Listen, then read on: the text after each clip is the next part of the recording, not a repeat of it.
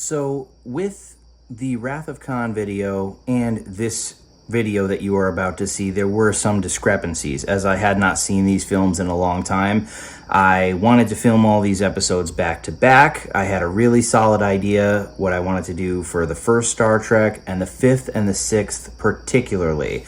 But it really seems like Wrath of Khan and the Search for Spock got sort of like a little fuzzy for me, as it had been many years since I've seen them. So present day Gabe is going to kind of retroactively correct some of the mistakes of past Gabe, because I filmed these videos in sequence in a row, and I'm not going back to do that again. So here we go. All right, here's the third episode of the original 6 Star Trek movies. Now we're on to Star Trek 3, The Search for Spock.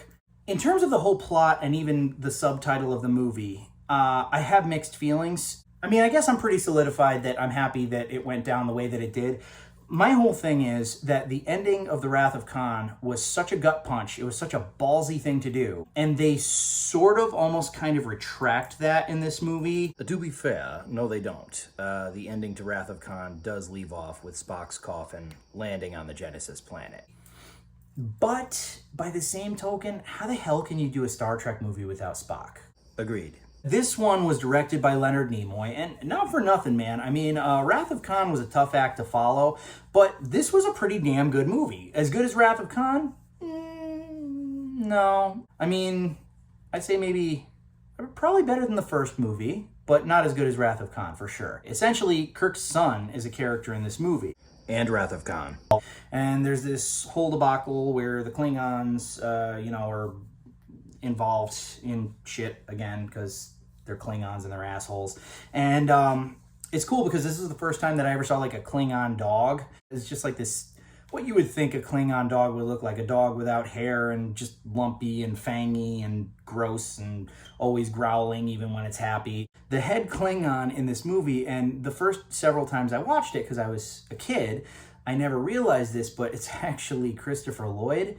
And unfortunately, once I realized that it was Christopher Lloyd, I couldn't unsee it. Even hearing him speak Klingon, it kind of was like Doc Brown. Tush ta, Marty. Oh, tush ta, hello, DeLorean.